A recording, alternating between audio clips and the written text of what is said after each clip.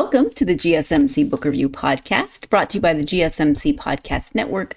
I'm your host, Sarah. So happy to be with you for another author interview. Hope your week is going well. As we get started, you know what's coming. I want to remind you to please like, follow, and subscribe on whatever platform you're either listening to or watching this episode on. Really does help the algorithm, helps get this podcast out to more readers, and it is greatly appreciated, as is all of your support. If you want to support the podcast and the network as a whole in a slightly different way, you can do so by going to gsmcpodcast.net. There you can leave a tip or a donation. And a donation? Muscle memory. I'm so used to saying tip or donation. You can leave a gift to the podcast, a gift to the network. It really does help. It is greatly appreciated. It is completely up to you whether this is something you want to do in terms of giving your support. As I say all the time, all of your support is greatly appreciated, whether that's liking, following, subscribing, following on social media, sharing the episodes, talking about the episodes, listening to the episodes, watching the episodes. Every little bit of support helps. But if you are of a mind to, you can go to gsmcpodcast.net and give a monetary gift as well. Thank you, as always, for everything you do to make this podcast possible. I am very, very appreciative of you and your support. How is your week going? We are here smack in the middle of the week. Hope you had a good weekend. We had more rain, but just a little bit. But my hubby said the other day, it's done raining. It's done raining. And I said, why did you say that out loud? And then it wasn't immediate. It wasn't like he said, it's done raining, and then the clouds opened up. But it was a day or two later, and it just was when I looked out during the middle of a lesson and it was pouring. So when we were both between lessons, I had to go give him a hard time about making it rain again. But it really hasn't been bad. I've been able to get out and walk several times. The grocery store is a little over a mile away, so I walk there frequently. I walk with the dogs every night, and so it's been very nice. We have lots of flowers blooming, and I'm very appreciative of the signs of spring and the sunshine, all of that good stuff. So it's been a good week with teaching. I smile. I've been trying to write down all the funny things my students say because they, as you know, a lot of them are kids. I do teach adults as well, but a lot of them are kids, and they can come up with some pretty hilarious things sometimes. One likes to tell me jokes, and they're usually puns or plays on words, which I think is great because English is not her first language. And so the fact that she is A, 9, and B, speaking in a language that's not her own, and she can tell me jokes that involve wordplay, I think is really amazing. So I love when she tells me jokes because she has the absolute best giggle, but also because it's great for her vocabulary and fluency development. Anyway, we are here to, of course, talk about words and talk about language, but in a very specific context, and that context is this week's author. I am speaking with Shanna Hatfield about her novel, The Bridge. Remember when I introduced this last week, I said, it kind of looks like a thriller. Is it a thriller? You'll have to tune in to find out. Well, spoiler alert, not really a spoiler alert, but it is not a thriller. There are elements of tension within the book, but let me give you the description of the book. On a bridge suspended above the Willamette River, 5 lives collide for a journey through hope and hardship in a suspenseful, heartwarming tale of courage, connection, and the magic of second chances.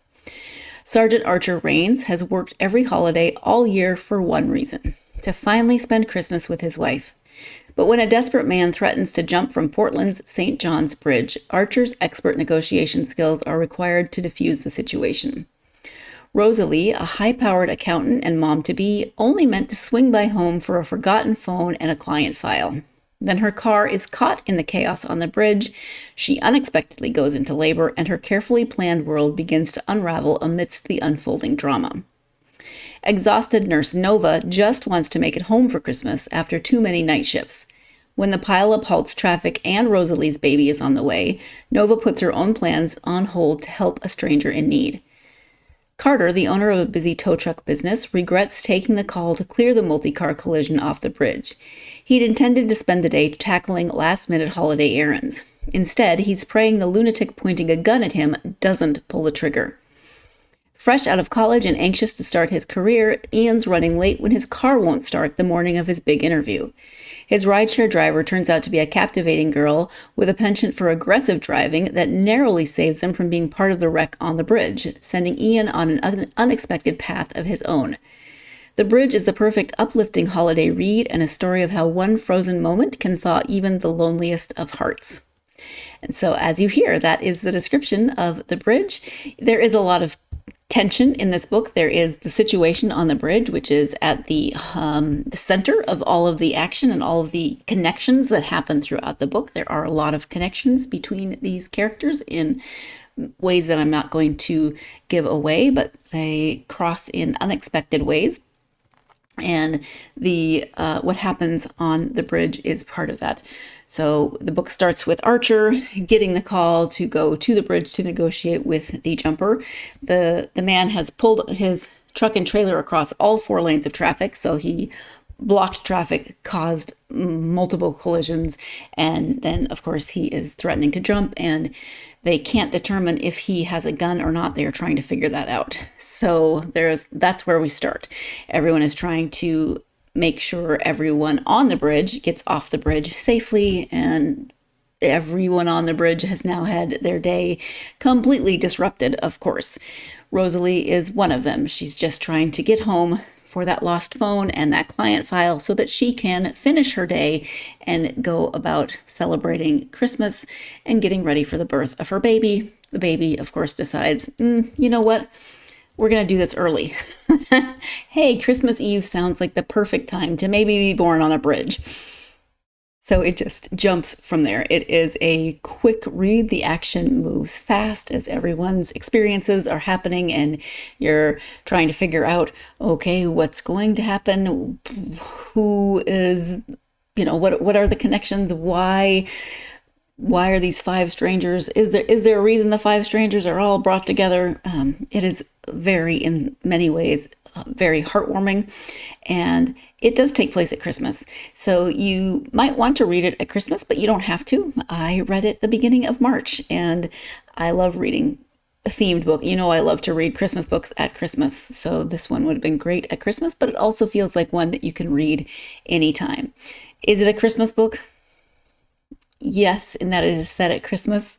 Die Hard Christmas movie set at Christmas. Lots of movies, you can make those arguments. I'm not going to go into that argument. You can make your own decision, but it is set on Christmas Eve, and all of the action happens on Christmas Eve. So if that feels like a Christmas book to you, then it is a Christmas book. If that feels like a book that just happens to take place on Christmas Eve, you can read it anytime. But there is a lot of heart in this book, a lot of hope in this book, a lot of kindness in this book, which if you're looking for a book to just lift up your mood a little bit, there is tension. As I said, that opening scene definitely brings tension, but it is not as a thriller. As I said, it's not a thriller in that it's going to just like your heart is pounding the entire time you're reading it. It's a fast read, but not fast paced in the way that thrillers can be, where you're just trying to get everybody through the book and hopefully none of your favorite characters are affected too badly. Not that kind of book, but there is tension at the center of it. All right, let's go ahead and let Shanna talk about the book and the writing of it. Again, it is called The Bridge. The author is Shanna Hatfield. Hi, Shanna. Welcome to the podcast. Hi, Sarah. Thank you so much for having me. It's a treat to be here. Yeah, I'm happy to have you here. Thank you again. And we're going to talk about your book, The Bridge. But before we get to the book, would you take just a moment to share a little bit about yourself so my listeners can get to know you? Absolutely.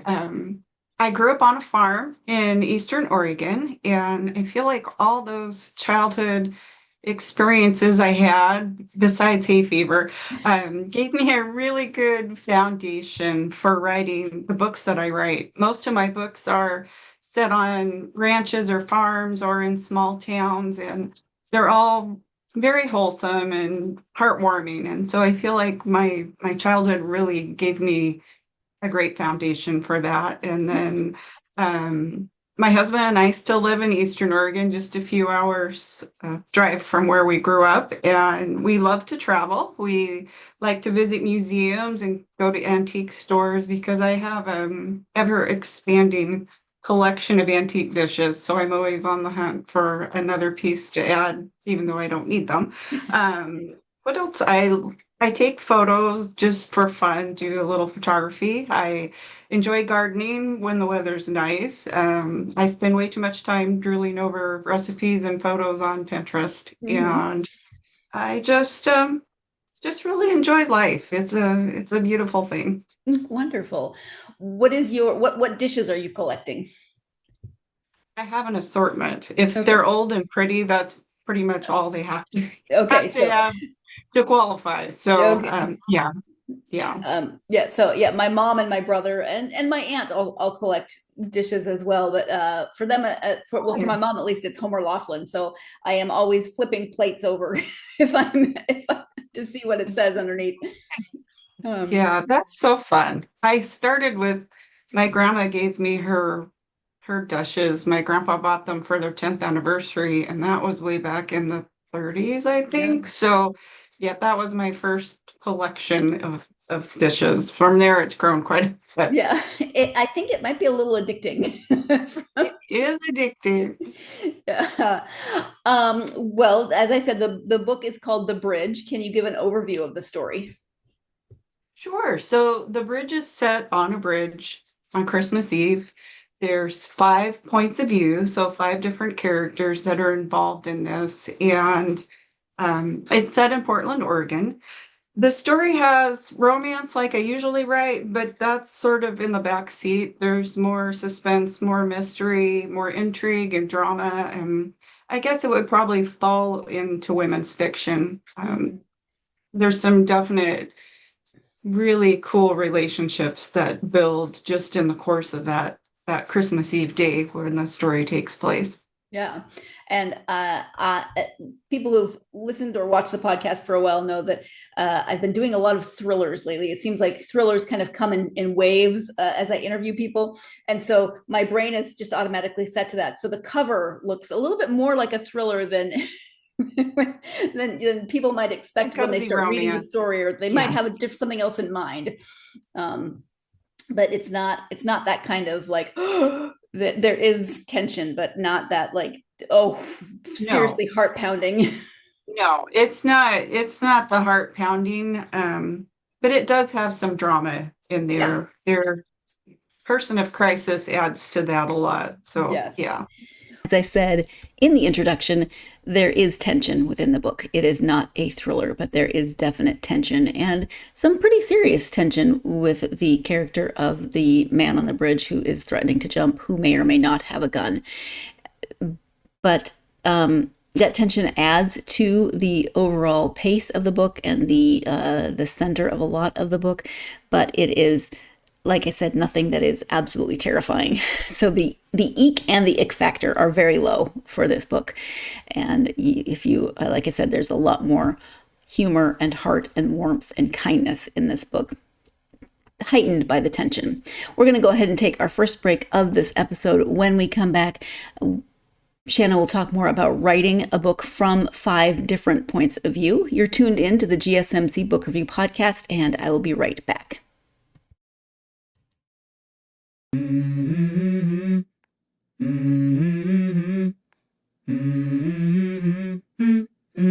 Let's go.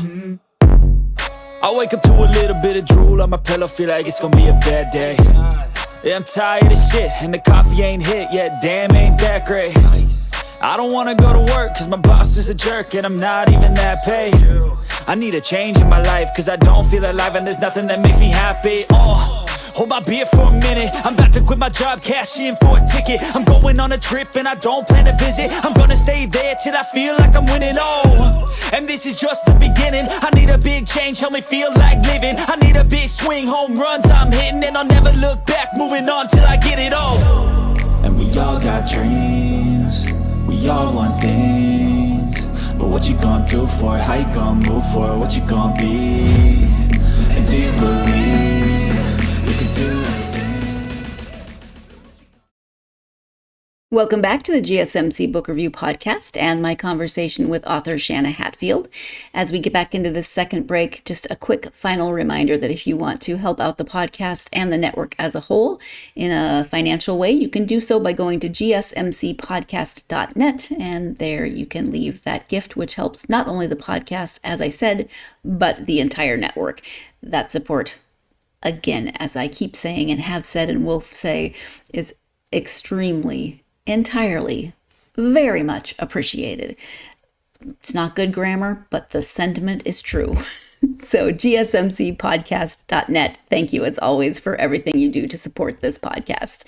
Before the break, we were talking about the tone of the book, the fact that there is that heightened tension with one element of the book, with one character in the book, but that there are so many other moods and feelings and experiences within the book in addition to that heightened tension. Let's go ahead and return to the conversation with Shanna. Were there challenges to writing from 5 different points of view? No, I think the biggest challenge for me was just kind of bringing it all together at the end. And I won't give away any spoilers, but it was really fun to explore 5 different points of view and just kind of get into the heads of 5 very different characters and how they're experiencing this day. Yeah. Was there any one that was maybe easier to kind of get into that point of view, into their headspace? Absolutely. Nova is one of the characters, and she's a nurse, and she just has the biggest, warmest heart. And she is the kind of person that you would love to live next door to or be friends with. She's just a really, really neat person, and I really connected with her as far as her character. I loved writing about her, getting into her mind, writing her point of view, and also just writing her interactions with the other characters. Another character, and the character that we start with, Archer. The cover of your book says an Archer Reigns novel. Will there be others, or are there others? There aren't others yet. That doesn't mean there won't be. I haven't jumped into writing the next Archer Reigns novel yet, but I do have ideas for a few more stories where Archer gets to be the hero and the main focus. So what about Archer do you think will resonate with readers? I think he's just such a relatable, everyday kind of guy. I mean, he's a police sergeant, but the story starts out, he's laid back, he's eating his bowl of sweetened fruit cereal that he hardly ever allows himself to eat. And so it's a treat, and he's just thinking about how this Christmas Eve day is going to be great and all the expectations that we all have on special days. And I just think he's a really relatable hero. Yeah. None of the 5 points of view, none of those characters, for them, Christmas Eve is not going the way any of them planned. So that is kind of that's kind of the central point. I mean, there are other central points, but for each of these 5 characters. So talk about writing these stories that are separate, but there are some points of intersection, and kind of bringing that all together. Was there a way that you kept track of all of their storylines, or did you just kind of have it in your head? I mostly had it in my head because I knew where I wanted them all to end up. So as I was writing, I was just driving each point of view to that connection point. Yeah. And when you sit down to write, do you do a lot of character development before you start writing, so you have a really clear picture, or do you prefer to let each character evolve as you write? A little of both. I'm very, very visually oriented, and so I have to have like an actual visual picture of the characters before I start writing. So that circles back to Pinterest. I create a board for every book that I write, and so when I figure out what that character looks like, I start building that board with them in different poses and different backgrounds. And once I get a very, very clear picture in my mind of what this character looks like, everything else sort of falls into place, like their personality and their quirks and what they like and don't like. All that just kind of follows once I have that visual representation of the characters. But as far as completely developing them, I kind of know who they are and what they are and what they do. But as the story evolves, I like their characters to evolve as well. Mm-hmm. Do you have that visual representation of every character, like even some of the characters that we don't see for more than a page or two? I only do the main characters. So, like with the bridge, I had our 5 points of view and the person in crisis. And Mm-hmm. so I had basically the Okay. six people. Okay, interesting. And have your characters ever, I'm sure there will be little things that you aren't expecting, but have they ever really surprised you where you went, that is not what I expected this character to do? Sometimes, not with this book, but some that I've written, I've been totally caught off guard, like, oh, well, this isn't what I had planned for you. But sometimes they just take on a life of their own. Yeah. Um, which I just find fascinating because I think some people would want more control, and you just I've talked to so many authors who say you just don't have that control. You don't. I it's been many years ago, but I was writing about he was former military and he had post-traumatic stress disorder, and I was so involved thinking about that next scene when I was driving home from work. I looked down and I was doing like 85 on the highway, which is 55, so Yeah. don't tell. But I just, I was thinking about his anxiety and what he was going through. And it was just like, oh my gosh, I got so into his head.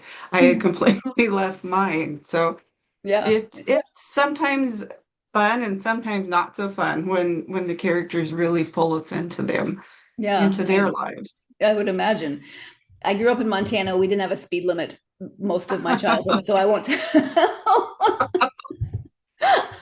I can understand that character development and the way characters can pull you in or kind of change their direction and make you think about what's going to happen next can sometimes be fun and sometimes not be fun, as Shanna mentioned, but they really should never try to get you pulled over.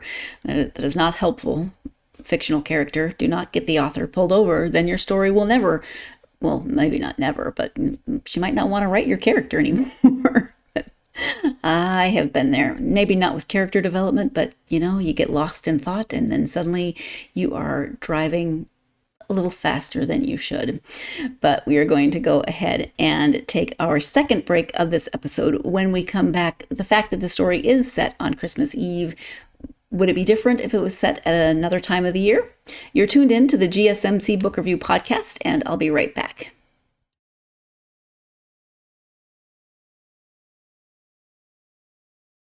For the best and latest podcasts available anywhere, go to the podcast app on your cell phone and type in GSMC to access free content-rich podcasts on health and wellness, book reviews, sports, entertainment, relationships, social media, movies, technology, finance, and even weird news. Subscribe and download the GSMC Podcast Network's family of shows, available everywhere podcasts are found.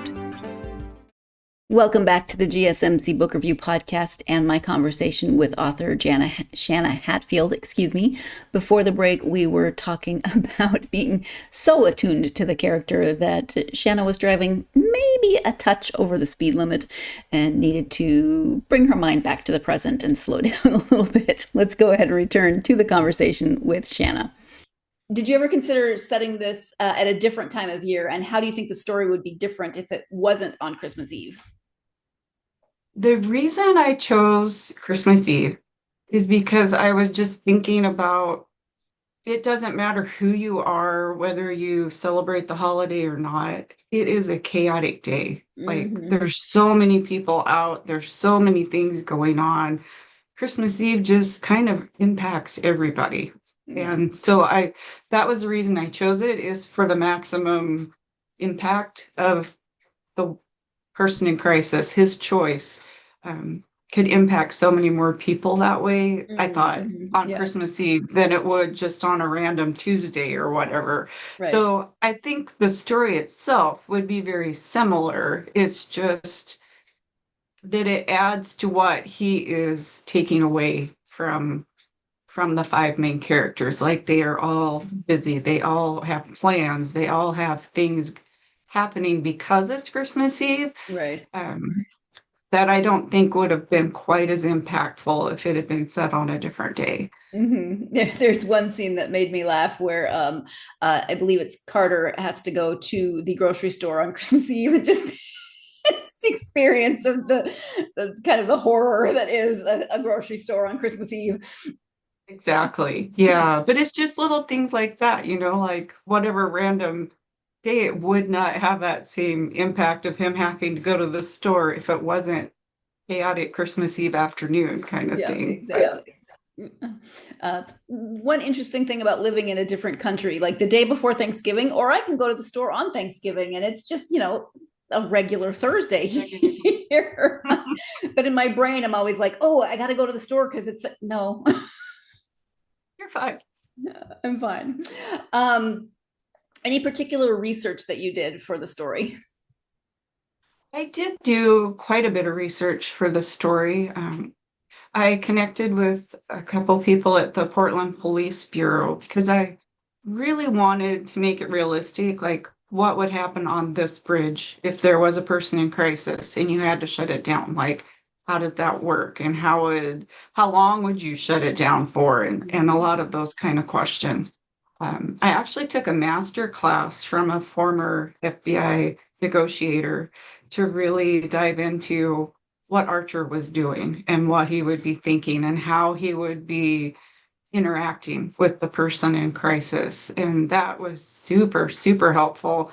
And then I dove into like the St. John's neighborhood. What kind of stores and shops are there? What kind of restaurants would they be eating at? Or, just all the things there. I even looked at homes that were for sale just so I could get a visual in my mind of what types of neighborhoods, what the houses might look like, what, the streets are like. What else did I look up?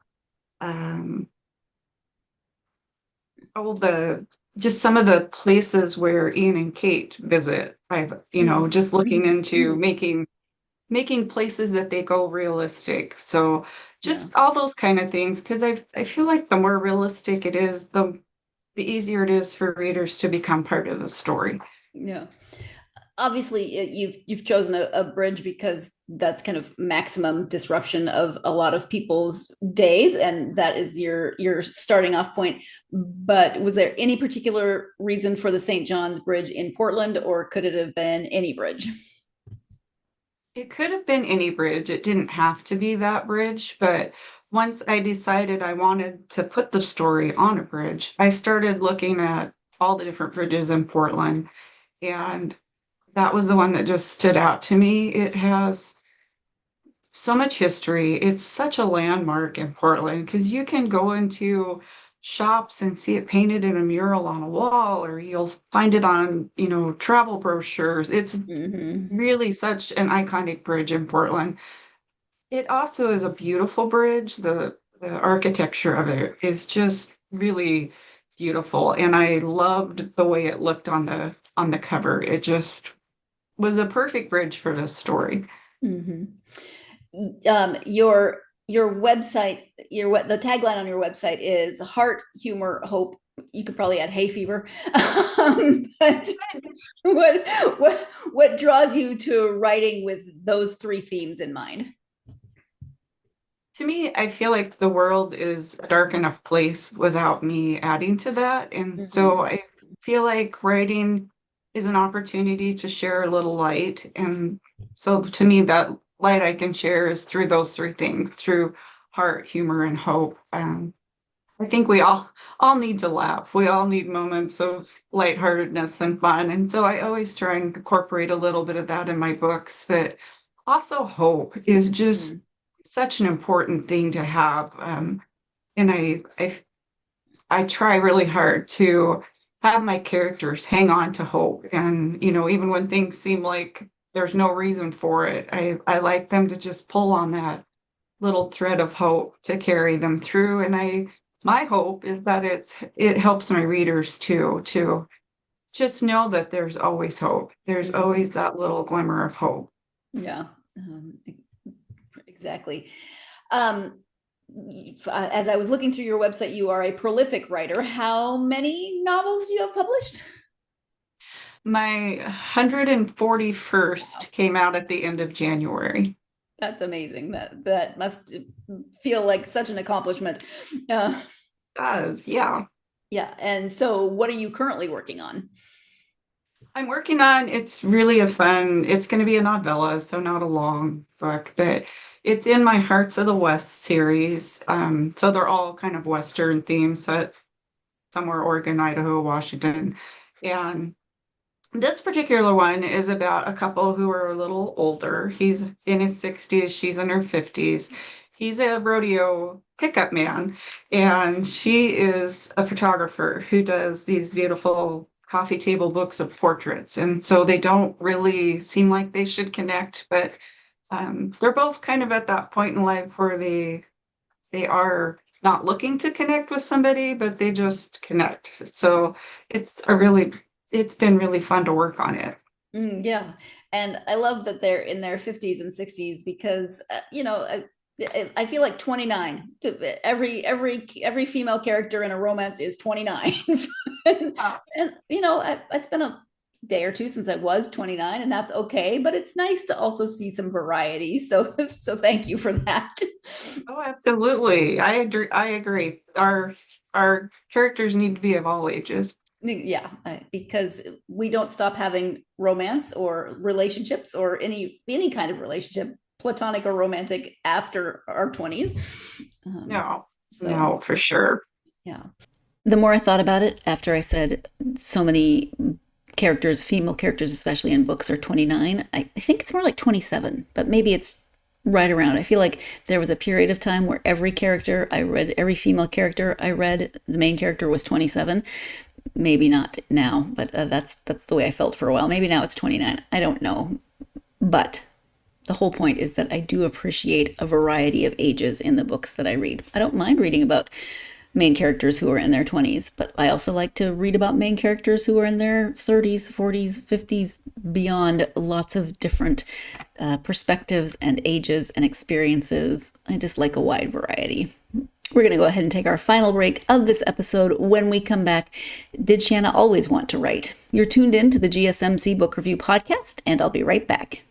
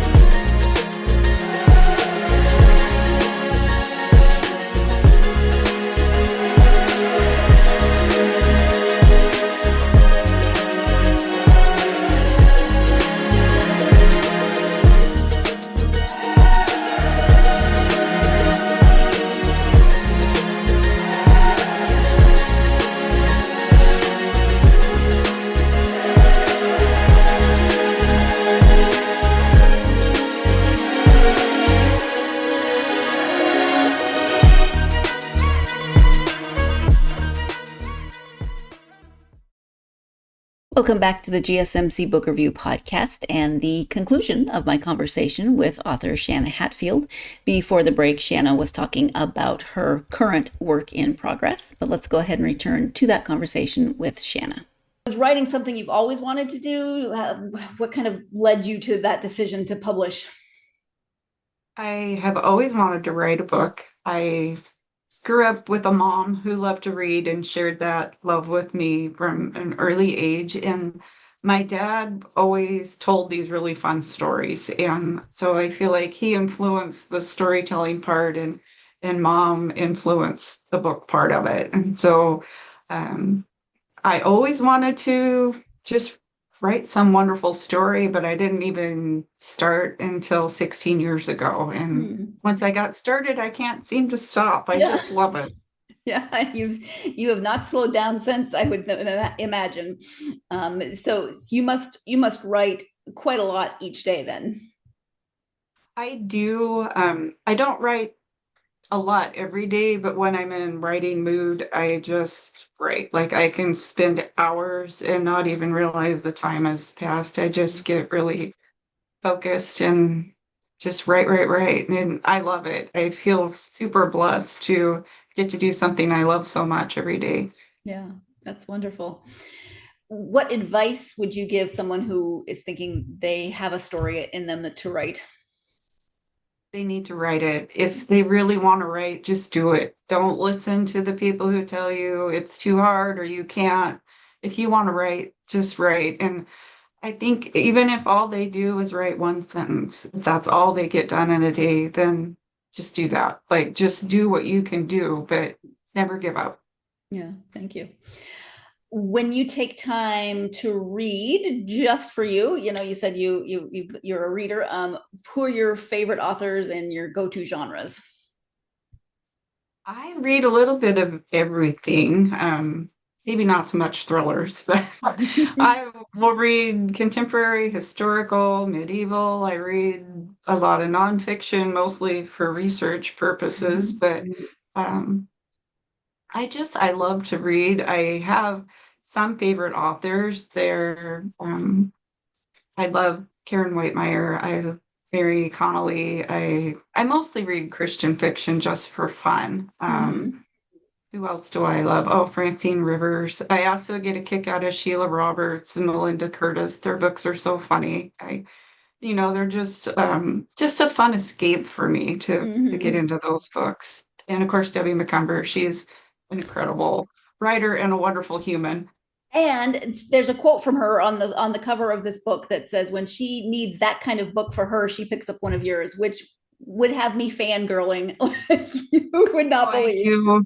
Every time I get to see her, I totally feel like a fangirl. But she's just the most wonderful, sweet lady. And I feel really, really fortunate to have had the opportunity to become friends with her. Yeah, that's amazing.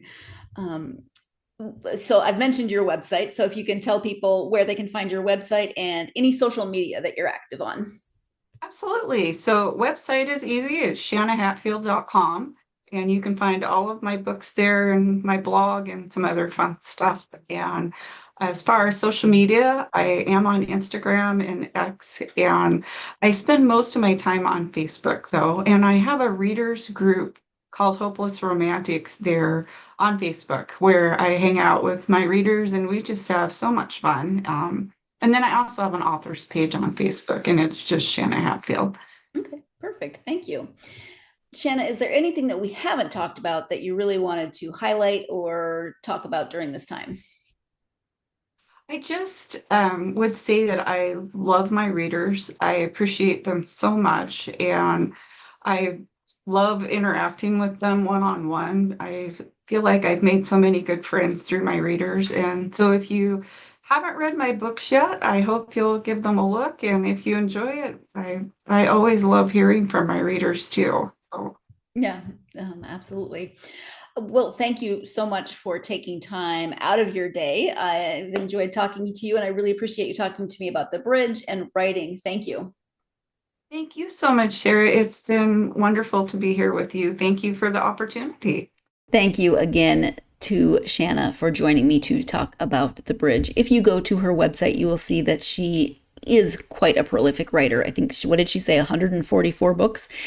So you can see those all on her website.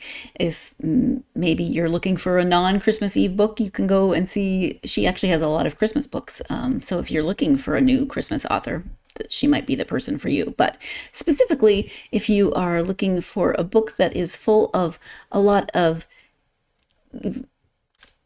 very connected, interesting characters who are connected in ways you might not expect, but whose lives are connected because of this incident on the bridge, and you want to find out just exactly what the mystery is about the person on the bridge who starts all of these events. The chain of events sets that in motion. You definitely should check this out. There is that tension that helps to propel the story, but is not terrifying. You might have some questions. You might wonder what the motivation of this character is, and you might be surprised at what the motivation turns out to be, but you have to read it to find out. So if you are looking for a book that has some thriller tendencies, but is not scary and has a very warm overall feel to it, then definitely check out The Bridge, and also go to Shanna's website and look at some of her other titles as well, because she does have a lot to choose from. So you may have just found a new author, and I love when I find a new author, but when I find a new author who gives me such a huge catalog to go through, that makes my day. It's like a late Christmas present. It's set on Christmas Eve, gives you a late Christmas present, maybe an early spring present, whatever you want to call it. At any rate, thank you to Shanna for joining me. Thank you, as always, for joining me. I hope you'll join me for the next episode. We have a returning author. That author is Carmela Dutra. She's been on the podcast twice before, talking about her children's books. And now, as you see in the titles next to me, she is writing cozies. So A Murder Most Foul and Hot Wings and Homicide. We'll be talking about both of those books.